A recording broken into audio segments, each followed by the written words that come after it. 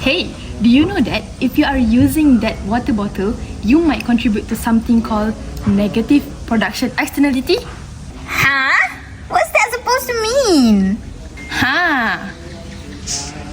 Hi, my name is Farah And my name is Azim. My name is Dini, we are from S25C. and today we are going to talk about Negative production externalities. Okay. So, what are the negative production externalities? A negative production externality occurs when the production of a good or service impose external costs on the third parties that are not reflected in the market price. This means that the producer only consider private costs such as wages, machinery and raw materials, but ignores the external costs like pollution, health problem and or environmental damage caused by their production process. As a result, the marginal social cost MSC of production is greater than the marginal private cost MPC faced by the producer. So, let's look at this slide to make you guys understand better. Besides water bottles, there are many other cases and examples that also contribute to the negative externalities. For example, in manufacturing factories that produces goods such as cement. Imagine a cement factories that produce tons of cement every day. Production of cement release a lot of harmful chemicals such as carbon dioxide, nitrogen dioxide and dust particles. These gases affects the residents that reside near the factory, which is very harmful to the human that can cause lung disease, difficulty in breathing, which is not good for the society. So, as a resident, we want to be healthy every time. So, the resident would likely to spend their money on buying medicine and getting expert talks. So, the use money is the external cost borne by the society that is caused by the production of cement by the factory earlier. So guys, this is what we call the negative production externalities. Okay, so what it has to do with my plastic bottles? Basically, when the bottle was made, the factory caused pollution like releasing harmful gases and plastic waste into the environment. These are the extra costs to the society like air pollution, water contamination and even health problems, but the factory doesn't pay for them. Instead, we all do through things like polluted air, dirty ocean and climate change. So even though I just bought this water bottle, other people or the environment are paying for the hidden price. That's why it is called negative production externalities. The production creates hidden costs that affect everyone. I see. Come on, let me show you how this works through a graph diagram. So come, let me show you how this works to a graph diagram. So, the MPC curve or the marginal private cost represent the cost faced by the producer like wages, machinery and materials. The MSC curve or the marginal social cost lies above the MPC curve because it includes the external costs from production such as pollution or health impacts on society. The MPB and MSB curve, which stand for the marginal private benefit and marginal social benefit, are in the same in this case since the externality arises from production, not consumption. So at first, the market equilibrium occurs when the MPC is equals to the MPB. This gives the market equilibrium quantity labeled as QM and the market price labeled PM. However, the socially optimal equilibrium occurs when the MSC is equals to the MSB at the lower quantity labeled Q optimum and a P optimum. Because the producer ignored the external cost, the market produced too much output from the Q optimum to the Q market. This leads to the overproduction of the goods. The shaded triangle between the MSC and MPC curve between the Q optimum and Q market represents the welfare loss.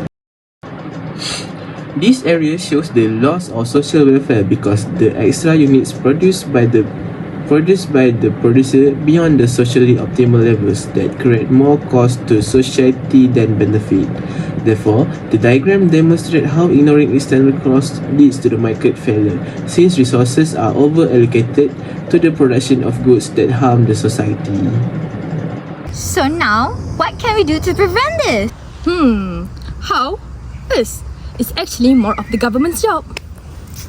Well, the economists say that there are 3 market-based policies that can help to reduce the negative production externalities, which are indirect taxes, carbon taxes, and tradable permits.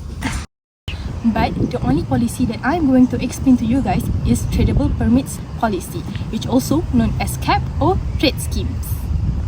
Tradable permits policy. It is a market-based solution involving permits to pollute issued to firms by a government or an international body. The limited amount of permits issued to companies are free to exchange these permits with each other. This means each firm gets a number of permits. If a firm pollutes less than its permits, it has extra permits to sell, while if a firm needs high costs to reduce pollution and pollutes more, it must buy permits from others. Let's look at the graph. Remember, the government will allocate a certain number of permits, which means the supply of permits is perfectly inelastic, as it is fixed. There will be a demand curve 1 of permits here, but when a firm increases their output levels, the demand of permits increases. Thus, the demand curve will shift from D1 to D2. And therefore, the price of the permits in the market will go up from P1 to P2. So, when the price of permits increases, tradable permits also provide incentive to producers to switch to less polluting resources, which is not necessary to buy permits. As a firm finding a way to reduce its emission, they can sell its permit and gain profits. So, permits are therefore intended to reduce pollutants emitted and reduce the size of negative externality. However, there are some disadvantages and advantages when the market-based policies are imposed. Firstly, the advantages are internalized the externality. So, the cost of polluting becomes part of the firm's production decision. Firms now face an incentive to reduce emissions since they must pay or hold permits to pollute. Secondly, the market-based policies act as an incentive for efficiency and innovation. Firms that can reduce pollution at lower costs can sell their extra permits for profit. It encourages technological innovation in cleaner production methods. Finally, the cap ensures total emissions stay within an environmentally acceptable limit, unlike with taxes where the outcome is uncertain. But there are also disadvantages that comes along this tradable permit policy, such as it is difficult to set the optimal cap. The government must know the socially efficient level of pollution, which is hard to estimate. If the cap is too high, the pollution remains excessive, but if the cap is too low, the production and employment may suffer. Secondly, there must be administrative and monitoring costs. So, it requires effective monitoring and enforcement to ensure firms do not exceed permit limits. But the high costs might create potential for corruption or evasion. And finally, it will create market imperfections, where the permit market may suffer from low liquidity, price volatility, or speculative trading. So, it reduces predictability for firms. Remember, cheaper prices aren't always good if someone else is paying for the hidden cost. Bye! Bye! Bye!